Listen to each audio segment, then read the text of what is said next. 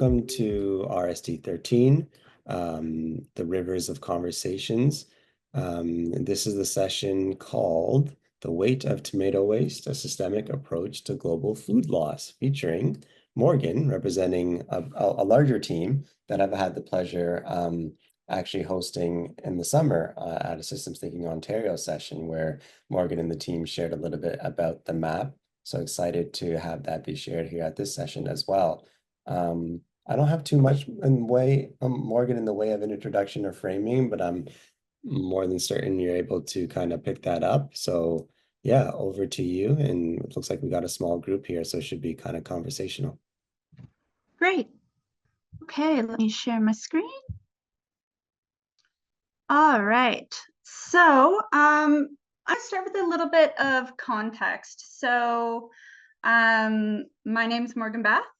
I'm currently a student at OCAD University in Toronto in the Strategic Foresight and Innovation program. And this project was part of that program. So during second semester, during our systems thinking class, we were tasked with looking at a complex system. And for many of us, it was the first time that we had ever encountered system thinking or systems toolkits. So it was really kind of like a first go for most people in the class and definitely for everybody in my group. So there was 5 of us in our group, myself, Travis, Pan, Pranav, and Corian. And over 12 weeks, we dove into tomatoes. So how do we end up at tomatoes? Originally, we were looking at global food supply as a whole, and very quickly realized that that's a lot to take on in a 12-week course, and tried to kind of hone it in and see where we wanted to focus. So how we approached that was by looking at the 10 most consumed foods globally. And we found out that tomatoes is one of the top 5 consumed foods. And with that, we started thinking about, okay, how are we going to frame this system a little bit further? And we decided to go with fresh tomatoes specifically, because we thought that it was interesting to look at the whole process from being grown to being consumed, and what that journey of a tomato looks like. After diving into the system a little bit, we decided before jumping into our synthesis map that we wanted to address 3 main things: storytelling, visual impact, and content. In developing our synthesis map, for us, storytelling was a really big part of that. And where it all started for us was looking at Sisyphus. And it's a pretty well-known story, pushing that boulder up the hill over and over again, just this monotonous task that's just never ending. And as we were diving into fresh tomatoes, we realized that it seemed a lot like that. So we switched out the boulder for tomato. We thought it was a bit cheeky and fun. And then from there, we thought we had a really solid foundation as like a through line. And for visual impact, we thought more about Greek pottery. And that's really where our map really came together cohesively. Visually, we stuck to 3 colors and just really went with the theme of Greek pottery throughout the entire thing. And then as far as content, we had a ton of really interesting facts that we had come across. And we were trying to figure out how we were going to organize everything on the map, how we were going to bring the viewer through the map. And we landed on using the 3 horizons. The reason we did this, and it's not really, when you're thinking about 3 horizons in both systems or future, it's not really sticking to exactly the 3 horizons, but it is along the same lines where we're thinking about what's happening right now, what we want the future to be, and roughly what we think we could do to get there. And from there, we really thought a lot about how to translate complex ideas and make it more accessible. That was one thing that we had come across a lot, is that we had so much information because it's such a complex system, that we really wanted to dig deep into how to make it kind of like bite-sized pieces where people could take away information and share that information, and also think about what will excite people to look more into it if they want to. And that's really something that we really tried to encapsulate in this as well, like with the realization that like brevity is a real skill that needs to be learned, and we're still starting out in that. So we were really happy with how this came together, because we felt like we did a really good job condensing things down. So that's kind of how we ended up coming up with the map we did. And now I'll kind of talk about a little bit of the content. I'm going to focus mainly on Horizon 1, more so than Horizon 2 and 3 in this, because where the fun facts or the juiciness really comes in is in Horizon 1. So let's look at this globally. So in 2021, 1.3 billion tons of food was wasted globally. And of that, 364 million tons was just fruits and vegetables. And then 62.5 million tons of that waste was tomatoes alone. And that's globally. So what does this look like in the household for every person purchasing tomatoes? So that looks like in 2021, there was 37 million tons of fresh tomatoes that were purchased by customers, and on average, 7.465 million tons of that was wasted. That's nearly 1 in every 4 tomatoes. And that's 14 times the amount of tomatoes that were produced in Canada alone in 2021 that just were wasted. So what was interesting about that is then if you're looking at the amount of tomatoes that are wasted, we thought that it was interesting to look at some of our stakeholders. So I'll highlight the laborers. So for that amount of tomatoes that was wasted, that equates to 138.62 million hours of labor that went into tomatoes were just thrown away or went to waste. Which is a significant number.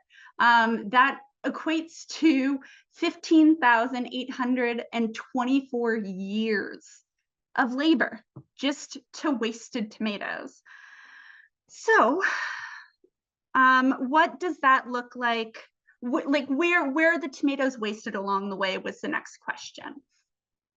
So a lot of this is mainly done at the harvesting stage at 23.5%, and then also in households, which was shocking to us. That those are the 2 main areas where there is tomato waste. But I think that the biggest takeaway from this graph here is that only 41% of tomatoes that are produced are actually consumed. So that means that 59% of all tomatoes grown go to waste in some stage, whether it's harvesting, household, retailers, transport. So for us, that really prompted the question of, if this is just one fruit in a giant complex system, how much of everything else is being wasted? Especially thinking about other fruits and vegetables that maybe are a bit more perishable than tomatoes are. And that led us to really thinking about Horizon 1 or Horizon 2 and Horizon 3. So again, I'm not going to touch on these too much, but generally we suggested 3 main areas of intervention, which would be education, health, and feed. Education really talks to that first or that in-home kind of consumption waste, which is about 20%.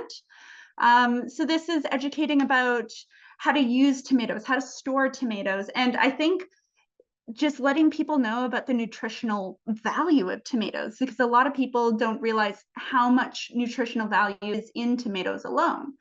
And then the feed stage, we were talking mainly to the waste that's produced in the harvesting, which is 23%. And with that, there was a few interesting studies that were about replacing barley with tomato waste instead, and how that could be used to diversify crops, give a little bit more, reduce agricultural land prioritization for feed, and really diversify what animals are eating.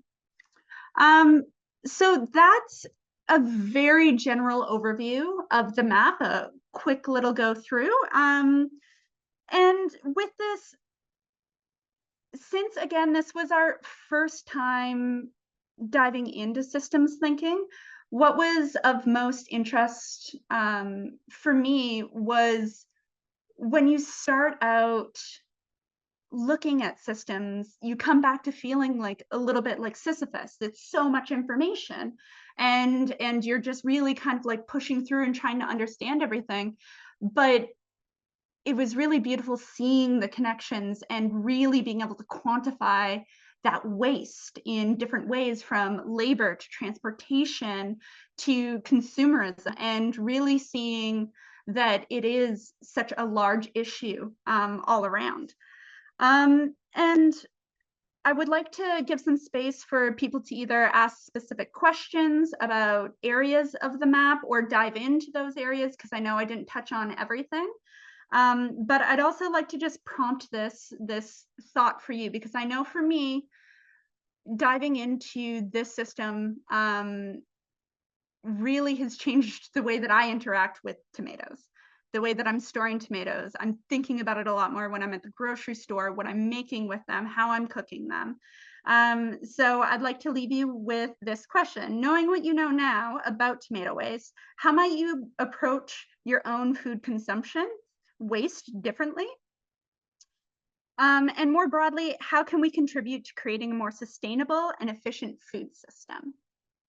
Great. Thank you very much. Wonderful. Thank you. Thank you, Morgan. And I really appreciate the prompts as well. So floor is open to anyone who has questions or anyone who wants to jump in. I know we also have Haley Lapalm here who relates to this topic as well. I don't know, Haley, if you have any opening comments or reflections, whether in response to Morgan's prompts or if you have any other ones. Oh, Haley, you're just on mute. Okay, there we go. Now can you hear me? Great. Thank you for this, Morgan. It's beautiful. I missed right off the bat, but one of the things that came up for me that an old teacher used to say was, you know, if this or that piece of fruit could speak, what would it say? So I'm curious, if the tomato had a name and it had something it really wanted to kind of tell you about its journey, what do you think would be the first things that came up for it? Interesting.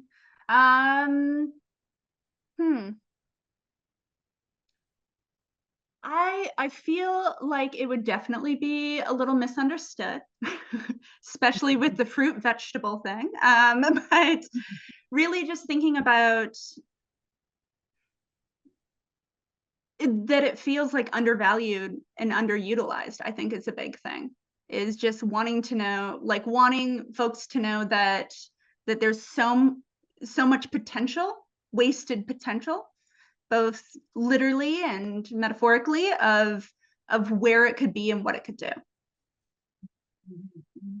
Your stats were interesting too, because in the work that I do with healthcare, we also track waste that's coming from the public institutions and from healthcare specifically.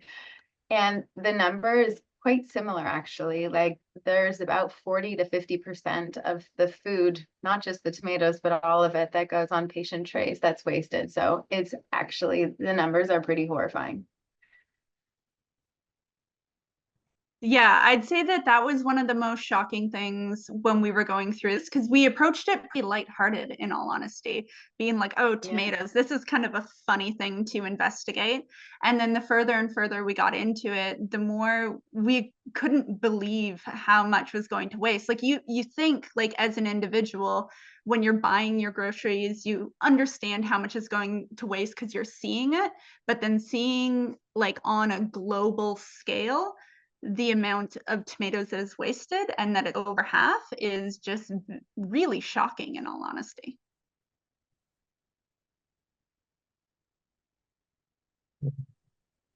Any other questions or comments from folks in the room? Yeah, I have a question. Can you might have said this and I might have missed it. How long did this take doing the research and creating the synthesis map? So it was part of our course, which was a 12-week period. So it's not very comprehensive into diving into it. But as a quick overview, we had 12 weeks alongside doing 2 other courses as well. And you're an OCAD student? Yes, in the Strategic Foresight and Innovation program. And when so in OCAD or maybe just in your group doing this project, do you do in the process of creating the synthesis map, do you ever is prototyping a part of that where you test if these visuals work with community and then go back and iterate, or is it just on your side, the team side, with coming up with Sisyphus and the Greek pottery metaphors? Yeah, so there was no testing with community. There was too quick of a turnaround for us to do it, and we didn't have that option wasn't really presented to us. So if anything, it was we did prototype a little bit and kind of within our cohort, and then some friends kind of workshopped it around, but nothing actually like officially going out and seeing if it resonated with anybody. Sorry, and just one more. I don't mean to monopolize. So you proposed a set of systemic interventions, and there's a few of them here. I see like 7 or so. Where did you all have an opportunity to present this to? I know it's just a course. So I was curious about presenting it to people or groups in the city, in the area, et cetera, who could then carry on some of those interventions or do some of that. No, is the short answer. But I am trying to spearhead putting it out. I wouldn't say, because again, it's a 12-week course, I wouldn't confidently stand behind Horizon 2 or Horizon 3 too much. I feel like we have a general idea, but I think that it would take more time and more care to really properly present some leverage points that we think would actually be really helpful in this situation.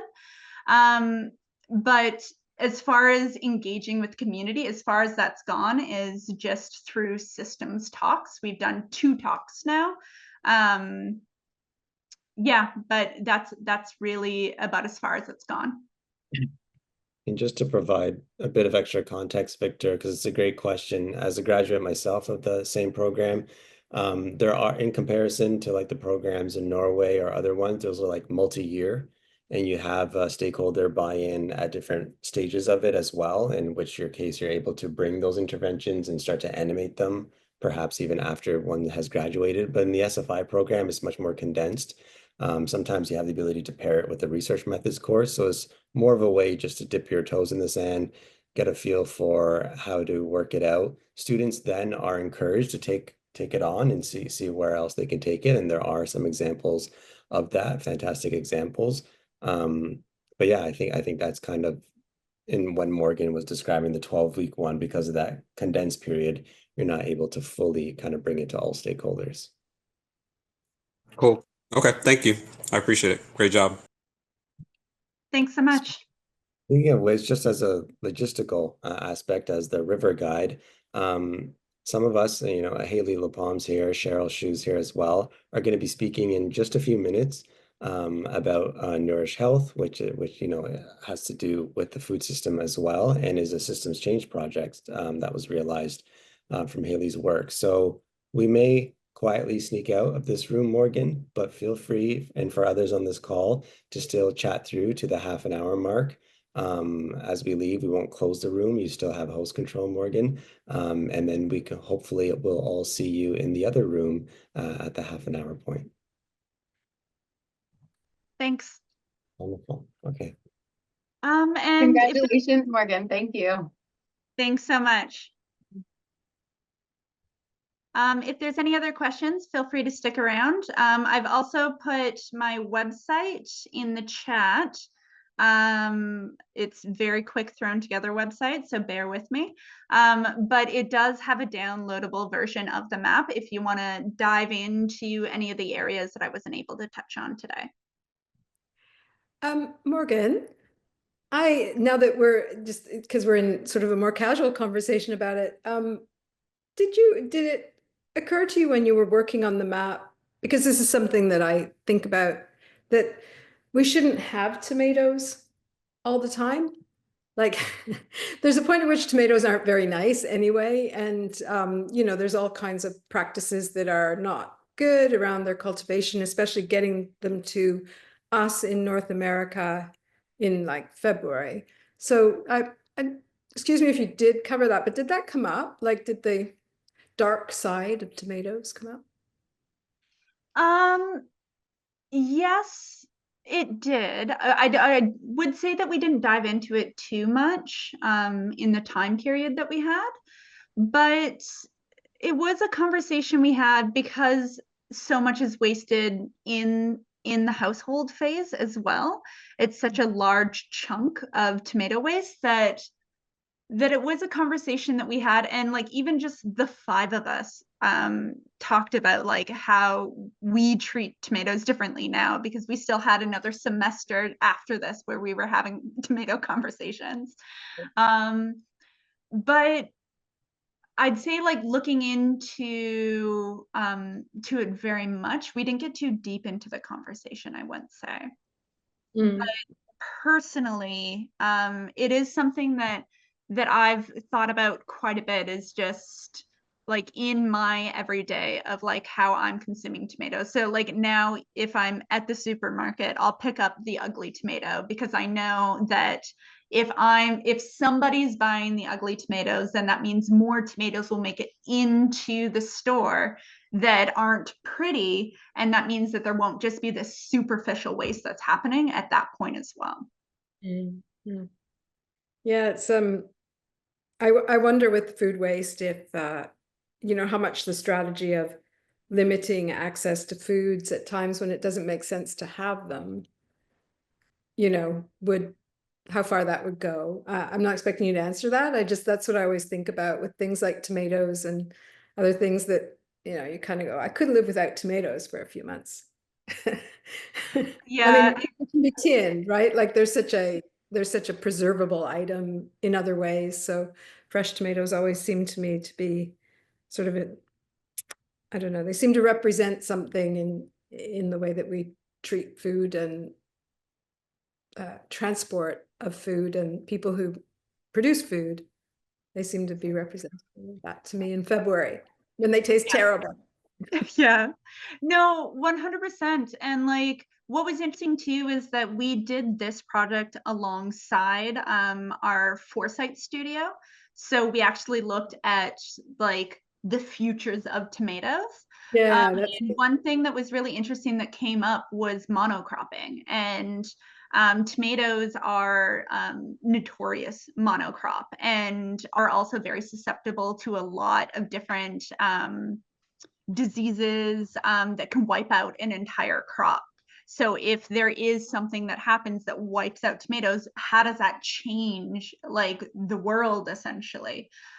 So those were some really interesting conversations. And that is why one of the 3 outcomes we have in the Horizon 3 is feed, because if you're distributing that waste, we're hoping that there's less monocropping in certain areas. So barley would be less of a monocrop. So then at least if tomatoes are still being a monocrop, then maybe if we have one monocrop, it can reduce the amount of others that exist within an agricultural system. I'm just thinking about you at a dinner party. Yeah, between this and then I also did a project on like mining, I have like a lot of really weird specific facts at this point. Great. Well, thank you everybody. I appreciate you